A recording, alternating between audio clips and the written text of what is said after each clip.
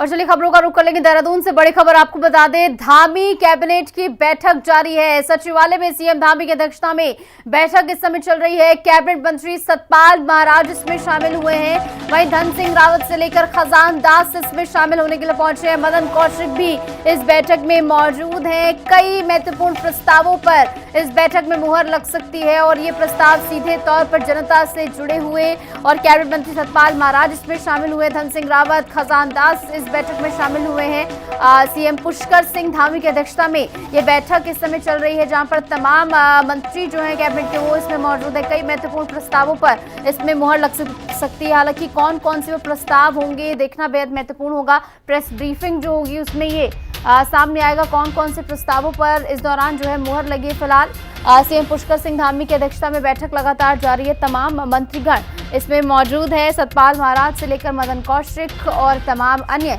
मंत्री इसमें मौजूद हैं। इस बीच हमारे साथ हमारी सहयोगी शुभांगी भट्ट जुड़ गई देहरादून से ज्यादा जानकारी के साथ। शुभांगी, बैठक फिलहाल चल रही है, जो जानकारी निकलकर सामने आ रही है, फिलहाल इस बैठक में किन किन प्रस्तावों पर मुहर लग सकती है, क्या जानकारी? बिल्कुल, देखिए सचिवालय में कैबिनेट बैठक शुरू हो चुकी है। मुख्यमंत्री पुष्कर सिंह धामी की अध्यक्षता में हो रही है, जिसमें तमाम मंत्रीगण इस वक्त सचिवालय में मौजूद हैं और कई सारे महत्वपूर्ण प्रस्तावों पर आज मुहर लगाई जा सकती है, क्योंकि अलग अलग विभागों ने अपने प्रस्ताव तैयार किए हैं। चाहे पर्यटन हो, चाहे महिला सशक्तिकरण विभाग हो, चाहे परिवहन विभाग हो, सभी विभागों ने अपने प्रस्ताव तैयार किए। इसमें बताया जा रहा है क्योंकि जहाँ एक तरफ आरक्षण को लेकर बहस छिड़ी हुई है, तो वहीं महिला नीति को लेकर कोई प्रस्ताव जो है आज कैबिनेट में लाया जा सकता है और इसको लेकर कोई बड़ा फैसला लिया जा सकता है। इसके अलावा शहद उत्पादन नीति लाने का प्रस्ताव जो है वो भी आज इस कैबिनेट में लाया जा सकता है। इसके अलावा बात करें तो परिवहन विभाग द्वारा भी बताया जा रहा है कि एक प्रस्ताव तैयार किया गया है, जिसमें 200 के करीब नई बसेस खरीदने का प्रस्ताव है, क्योंकि कई सारे पहाड़ी इलाकों में बसेस की कमी है और जिसकी वजह से परिवहन विभाग ने प्रस्ताव तैयार किया। इस पर भी आज मुहर लग सकती है। इसके अलावा चाहे खेल का विभाग हो, वित्त विभाग हो, राजस्व विभाग हो, तमाम विभागों ने आज प्रस्ताव तैयार किए, जिस पर विचार विमर्श के बाद आज कई महत्वपूर्ण प्रस्तावों पर कैबिनेट जो है वो मुहर लगा सकता है। बिल्कुल, सभी की नजरें इस पर टिकी हुई है। फिलहाल कितनी देर और ये बैठक चलने की उम्मीद है, इस बारे में कोई जानकारी निकलकर सामने आई शुभांगी? देखिए, क्योंकि अभी 9:30 बजे बाद ये बैठक की शुरुआत हुई थी, तो अभी 10:30 से अभी हम कह सकते हैं कि 11 साढ़े 11 इसको हो सकता है और उसके बाद प्रेस ब्रीफिंग की जाएगी, जिसमें ये बताया जाएगा कि किन किन प्रस्तावों पर मुहर लगाई गई है। लेकिन हाँ, ये बात साफ हो जाती है कि जब भी कैबिनेट बैठक होती है तो वो अपने आप में इसलिए महत्वपूर्ण होती है क्योंकि प्रदेश से जुड़े हुए जो तमाम महत्वपूर्ण बिंदु होते हैं उनको लेकर विभाग प्रस्ताव तैयार करते हैं। चाहे जैसे मैंने कहा कि पहाड़ी इलाकों में बसेस की कमी है, तो परिवहन विभाग ने अपना प्रस्ताव तैयार किया है। महिला सशक्तिकरण विभाग ने महिलाओं के हित में प्रस्ताव तैयार किया है। इसके अलावा पर्यटन विभाग की बात करें तो पर्यटन विभाग ने अपना प्रस्ताव तैयार किया है। तो जिस तरीके से ये प्रस्तावों पर जब मुहर लगती है, उसके बाद जब ग्राउंड पर उतरते हैं तो जरूर प्रदेश का विकास होता नजर आता है और इसी उद्देश्य के साथ कैबिनेट बैठक होती है और तमाम विभागों के अधिकारियों ने पूरे विचार विमर्श के साथ ये प्रस्ताव तैयार किए जो आज कैबिनेट में रखे जा रहे हैं। और कुछ ही देर बाद जब ये कैबिनेट बैठक खत्म होगी तो ब्रीफिंग के बाद ये बताया जाएगा कि आखिर कितने प्रस्तावों पर मुहर लगी है और इस बार किन किन विभागों के प्रस्ताव जो है कैबिनेट में लाए गए थे। ठीक है शुभांगी, बने रहिए हमारे साथ। तमाम जानकारी के लिए आगे भी आपका रुख करेंगे। इस बीच खबरों में आगे बढ़ते हैं। देहरादून से एक और बड़ी खबर आपको बता दें, सचिवालय में धामी कैबिनेट की बैठक को लेकर खबर है। सचिवालय में आज प्रदेश मंत्रिमंडल जो है जुटा हुआ है। महिला सशक्तिकरण पर सरकार का फोकस इस समय बना हुआ है।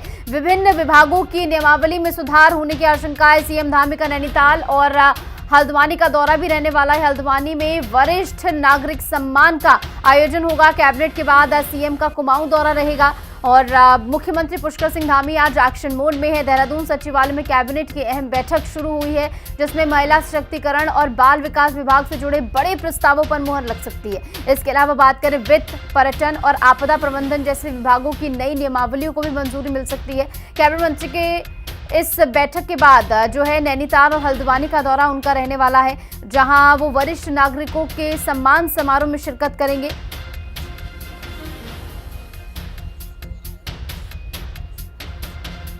और इस बीच हमारे साथ हमारी सहयोगी लगातार बनी हुई है। तो शुभांगी, आज इस बैठक के जस्ट बाद सीएम का नैनीताल और हल्द्वानी का दौरा रहने वाले, इस दौरे के बारे में क्या जानकारी?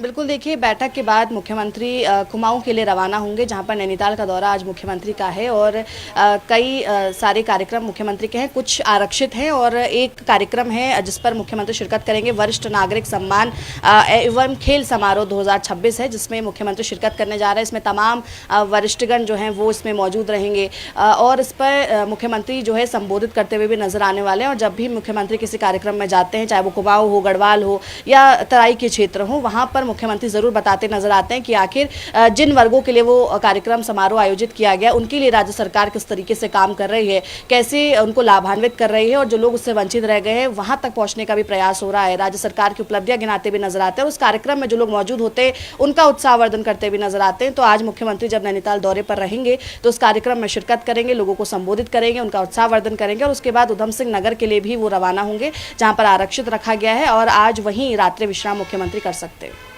ठीक है शुभांगी, बहुत बहुत शुक्रिया। जुड़ी तमाम जानकारी आपने साझा की। खबरों में आगे बढ़ेंगे। एक बड़ी खबर आपको बता दें, बंगाल एग्जिट पोल पर सीएम धामी का बयान सामने आया है। टीएमसी के खिलाफ जनता में भारी आक्रोश है। बंगाल में डबल इंजन की सरकार बनने जा रही है। राज्य में अब परिवर्तन की लहर होगी। जनता मोदी मॉडल को प्राथमिकता दे रही है। मतगणना में जनता का बड़ा फैसला देखने को मिलेगा। चार धाम यात्रा को लेकर लोगों में भारी उत्साह है और ऐसे में उत्तराखंड के मुख्यमंत्री पुष्कर सिंह धामी ने बंगाल चुनाव के एग्जिट पोल पर यह बड़ा बयान दिया है। जैसे कि हमने आपको बताया, देहरादून में मीडिया से रूबरू होते हुए सीएम धामी ने कहा कि बंगाल में टीएमसी के खिलाफ जनता का भारी गुस्सा इस समय साफ नजर आ रहा है और वहां परिवर्तन की लहर चल रही है। उन्होंने दावा किया कि मतगणना के बाद बंगाल में भी प्रचंड बहुमत के साथ डबल इंजन की सरकार बनेगी। धामी ने आगे कहा कि पूरे देश में जनता विकास के लिए मोदी सरकार और डबल इंजन की कार्यशैली को प्राथमिकता दे रही है और इसी मद्देनजर उन्होंने कई महत्वपूर्ण बातें यहां पर कही। और ऐसे में देहरादून में टीएमसी के खिलाफ सीएम धामी का ये बड़ा बयान सामने आया है, जहां पर एग्जिट पोल को लेकर सीएम धामी यहां पर बोले हैं और कहा कि बंगाल में परिवर्तन की लहर चल रही है। बंगाल में भी डबल इंजन की सरकार जो है बनने जा रही है और ममता की सरकार के खिलाफ लोगों में भारी गुस्सा है, जो कि अब जग जाहिर भी होता हुआ नजर आ रहा है। ये तमाम बड़ी बातें जो हैं बंगाल को लेकर सीएम धामी के सामने आई हैं और सीधे तौर पर बंगाल में जो है डबल इंजन की सरकार बनने की बात कर रहे हैं सीएम। चारधाम यात्रा को लेकर लोगों में बहुत उत्साह है। पूरे देश दुनिया के सनातनी चारधाम आना चाहते हैं, उसके अनुरूप सभी व्यवस्थाएं यहाँ पर की गई हैं। अच्छी चारधाम यात्रा चल रही है और लगभग एक सप्ताह में 5 लाख से भी अधिक लोगों ने चार धामों के अभी तक दर्शन कर लिए हैं। और चूँकि अब मई का महीना आने वाला है, इस महीने यात्रा पूरे फुल स्विंग में होगी, तो हमारा सभी प्रयास है कि सभी यात्री यहाँ से एक अच्छा अनुभव लेकर। ऑपरेशन कालनेमी देखिए, ऐसे ठग, ऐसे बहरूपीय और छद्म वेशधारी, उनके खिलाफ जो धर्म को बदनाम करते थे, धर्म की आड़ में बाधा बनते थे, उसको चलाया गया था। उसके बहुत संतोषजनक परिणाम पहले आए थे, उसको फिर से शुरू किया गया है। चारधाम यात्रा चल रही है, इसके बाद कांवड़ यात्रा चल रही है। आने वाले समय में हमारे भी राज्य में कुंभ का भी आयोजन होना है, तो इसलिए कालनेमी को भी जोर शोर से चलाया जाएगा। हमने ऑपरेशन प्रहार शुरू किया था और उसी का परिणाम आने लगा है। अपराधी यहाँ से भाग रहे हैं, या जो अपराधी हैं उनके खिलाफ सख्त कार्रवाई की जा रही है। इसको और तेजी से चलाया जाएगा। आम जनमानस के अंदर किसी प्रकार का भी कोई भय का वातावरण न रहे, ये पूरी तरह से अपराध मुक्त उत्तराखंड हो, ये हमारा संकल्प है।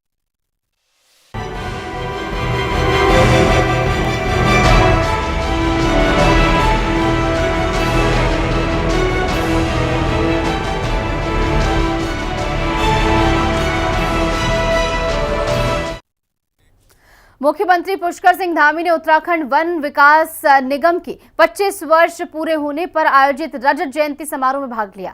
इस मौके पर सीएम धामी ने कुमाऊं मंडल में नए कार्यालय की घोषणा की और वन क्षेत्रों में बी बॉक्स स्थापना को बढ़ावा देने की बात कही। सीएम धामी ने हिमकाष्ठ मोबाइल ऐप लॉन्च करते हुए विश्वास जताया कि ऐप में प्रमाणित लकड़ी की ऑनलाइन बिक्री और डिजिटल नीलामी संभव होगी। देखिए खास रिपोर्ट। वन विकास निगम का रजत जयंती समारोह आयोजित। समारोह में मुख्यमंत्री पुष्कर सिंह धामी ने की शिरकत।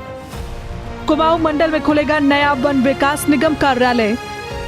सीएम धामी ने लॉन्च किया हिमकास्ट मोबाइल एप्लीकेशन। मुख्यमंत्री पुष्कर सिंह धामी ने उत्तराखंड वन विकास निगम के 25 वर्ष पूर्ण होने पर आयोजित रजत जयंती समारोह में भाग लिया।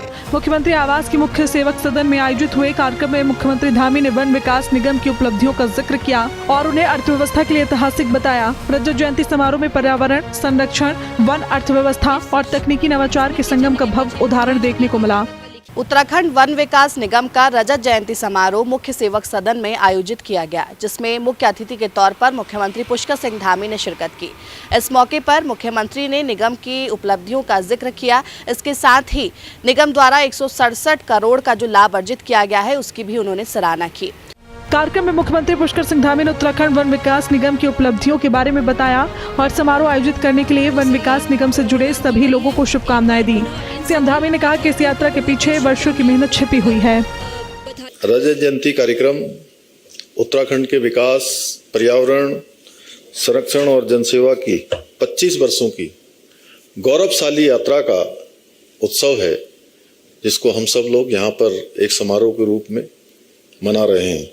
ये यात्रा यहाँ तक पहुंची है, अनेक उपलब्धियां प्राप्त हुई हैं। इसलिए मैं आप सभी अधिकारियों को भी, सभी कार्मिकों को भी, पूर्व अधिकारियों को भी, सबको अपनी ओर से बधाई देता हूं। साथियों, मेरा मानना है कि आज का ये अवसर वन विकास निगम की उपलब्धियों का स्मरण करने के साथ साथ हमें संकल्पों को भी याद करने का ये दिवस है, जिस संकल्प के उद्देश्य से वन विकास निगम की स्थापना हुई थी। मुख्यमंत्री पुष्कर सिंह धामी ने समारोह में कुमाऊं मंडल में भी वन विकास निगम का नया कार्यालय खोलने की घोषणा की। इसके साथ मौन पालन को प्रोत्साहित करने के लिए वन क्षेत्रों में बी बॉक्स स्थापित करने का प्रस्ताव कैबिनेट में लाने के निर्देश दिए गए। सीएम धामी के मुताबिक कदम न केवल जैव विविधता संरक्षण बल्कि स्थानीय ग्रामीण अर्थव्यवस्था को भी नई मजबूती देगा। मैं घोषणा करता हूं कि यदि यथाशीघ्र वन निगम कार्यालय कुमाऊं क्षेत्र में भी खोल दिया जाएगा, ताकि लोगों को और वन निगम को, हमारे अधिकारियों को, कार्मिकों को काम करने में आसानी हो। सीएम धामी ने बताया कि पिछले वित्तीय वर्ष में उत्तराखंड वन विकास निगम ने 627 करोड़ रुपए का कुल राजस्व अर्जित किया। इसके साथ ही 167 करोड़ रुपए का शुद्ध लाभ दर्ज किया गया। सीएम धामी ने इस उपलब्धि को साफ नीति, पारदर्शी प्रशासन और संसाधनों के वैज्ञानिक उपयोग का परिणाम बताया। साथियों, उत्तराखंड वन विकास निगम ने इन 25 वर्षों की इस यात्रा में अनेक महत्वपूर्ण उपलब्धियां भी हासिल की हैं और मुझे जानकर प्रसन्नता हुई कि उत्तराखंड वन विकास निगम ने 167 करोड़ रुपए का शुद्ध लाभ अर्जित किया है और ये उपलब्धि इस बात का स्पष्ट प्रमाण है कि जब नीति स्पष्ट हो, नियत साफ हो, तो संसाधनों का सही उपयोग विकास को नई दिशा देता है। लेकिन जब सरकार ने पारदर्शिता करी और पारदर्शिता के आधार पर, ईमानदारी के आधार पर जब काम आगे बढ़ा, तो 167 करोड़ का आज मुनाफा हो रहा है। सीएम धामी ने इस अवसर पर हिमकास्ट मोबाइल एप्लीकेशन का लोकार्पण किया। प्लेटफॉर्म के माध्यम से प्रमाणित लकड़ी की ऑनलाइन बिक्री, वन उत्पादों की डिजिटल नीलामी और पारदर्शी व्यापार प्रक्रिया सुनिश्चित की जाएगी। सीएम धामी ने भरोसा जताया कि ऐप वन क्षेत्र में ई गवर्नेंस और ईज ऑफ डूइंग बिजनेस को नई ऊंचाई देगा। साथियों, आज के इस ऐतिहासिक अवसर पर अभी हिमकास्ट नाम से एक मोबाइल एप्लीकेशन का भी हमने लोकार्पण किया है और इस एप्लीकेशन के माध्यम से वन विकास निगम से लकड़ी की बिक्री की जा सकेगी। साथ ही इसके प्रयोग द्वारा फॉरेस्ट गुड्स का ऑनलाइन ऑक्शन भी किया जा सकेगा। मुझे पूरा विश्वास है कि ये पहल पारदर्शिता और सुविधा की दिशा में एक महत्वपूर्ण कदम साबित होगी। इससे निगम द्वारा की जाने वाली बिक्री प्रक्रिया और अधिक पारदर्शी होगी, अधिक प्रभावी होगी और विश्वसनीयता भी बन सकेगी। साथियों, निगम की आधुनिक ई नीलामी प्रणाली और अन्य ऑनलाइन प्रक्रियाओं ने इस क्षेत्र में ईज ऑफ डूइंग बिजनेस को मजबूत करने का काम किया है और ये हमारी डबल इंजन सरकार की प्रतिबद्धता को दर्शाता है कि जहां आज विकास के साथ साथ पारदर्शिता भी सुनिश्चित की जा रही है। सीएम धामी ने प्रधानमंत्री नरेंद्र मोदी के life style for environment vision का जिक्र करते हुए पर्यटकों और नागरिकों से अपील की कि धार्मिक स्थलों, जंगल सफारी और पर्यटन स्थलों पर स्वच्छता बनाए रखें। कुल मिलाकर उत्तराखंड वन विकास निगम का रजत जयंती समारोह भविष्य की हरित अर्थव्यवस्था, तकनीकी सशक्तिकरण और सतत विकास का रोड मैप बनकर सामने आया है।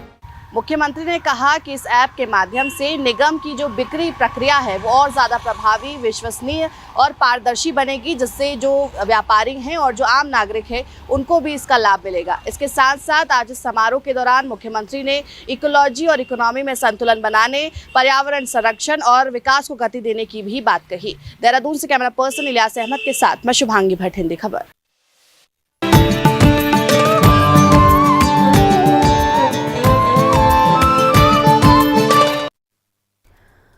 आगे बढ़ेंगे, एक बड़ी खबर आपको बता दें, केदारनाथ धाम में आस्था का सैलाब उमड़ा है, जहां बीते दिन 19,000 श्रद्धालु पहुंचे हैं और एक बड़ा कीर्तिमान स्थापित किया गया है। दर्शनार्थियों का आंकड़ा 2 लाख के पार अब पहुंच चुका है। बाबा के दर पर भारी भीड़ उमड़ती हुई इस समय नजर आ रही है और ऐसे में यात्रा मार्ग पर सुरक्षा के कड़े इंतजाम किए गए हैं। भक्तों की संख्या लगातार इस समय बढ़ रही है और देवभूमि उत्तराखंड में 4 धाम यात्रा अपने पूरे शबाब पर नजर आ रही है। बाबा केदार के दर पर आस्था का सैलाब इस कदर उमड़ा है कि बीते 24 घंटों में 19,000 से ज्यादा श्रद्धालुओं ने केदारनाथ मंदिर में मत्था टेका है और इसमें महिलाओं और बच्चों की भारी संख्या शामिल है। आपको बता दें कि अब तक कुल दर्शनार्थियों का आंकड़ा जो है 2 लाख के पार पहुंच चुका है।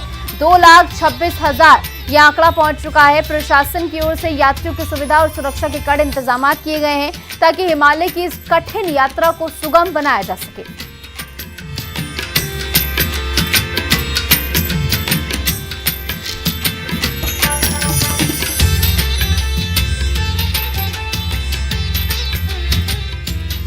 और ऐसे में केदारनाथ धाम की चोटियों पर इन दिनों न सिर्फ भक्तों का रेला है बल्कि मशहूर हस्तियां भी बाबा के द्वार पर पहुंच रही हैं। इसी कड़ी में सुप्रसिद्ध गायक कैलाश खेर ने भगवान केदारनाथ के दर्शन किए और विशेष पूजा अर्चना कर आशीर्वाद लिया। मंदिर परिसर में कैलाश खेर बिल्कुल अलग अंदाज में नजर आए, जहां उन्होंने ड्यूटी पर तैनात सुरक्षाकर्मियों और तीर्थ पुरोहितों के साथ काफी समय बिताया और उनसे बातचीत की।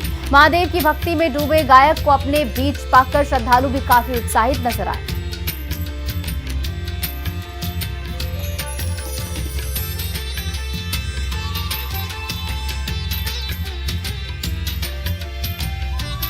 बहुत प्यारी व्यवस्था की है हमारे डॉक्टर। आपका कैलाश खेर अब श्री केदारेश्वर के चरणों में है।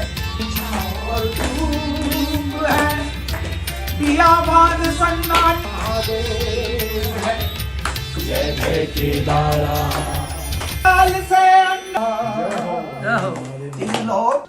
अर्ध चंद्रमा थे पैसा जय वक्षस्थल कपाल विराजे जटा चक्र से बहती। बहुत प्यारी व्यवस्था की है। राजधानी देहरादून से एक बड़ी खबर आपको बता दें, कुंभ मेले की तैयारियों पर बड़ी बैठक की गई।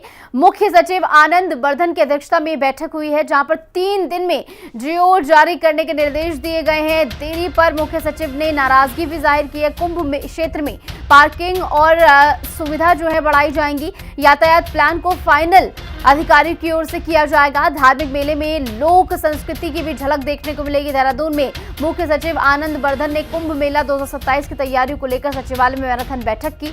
बैठक के दौरान निर्माण कार्यों के शासनादेश में हो रही देरी पर मुख्य सचिव ने कड़ी नाराजगी भी जाहिर की और अधिकारियों को 3 दिन के भीतर जीओ जारी करने के सख्त निर्देश भी दिए गए हैं। हरिद्वार कुंभ के लिए भूमि अधिग्रहण, यातायात प्लान और पार्किंग व्यवस्था को जल्द अंतिम रूप देने पर जोर दिया गया है। मुख्य सचिव ने स्पष्ट किया है कि श्रद्धालुओं की सुविधा के लिए रेलवे कनेक्टिविटी, सूचना केंद्र और सैनिटेशन का प्लान जो है समय पर तैयार होना चाहिए।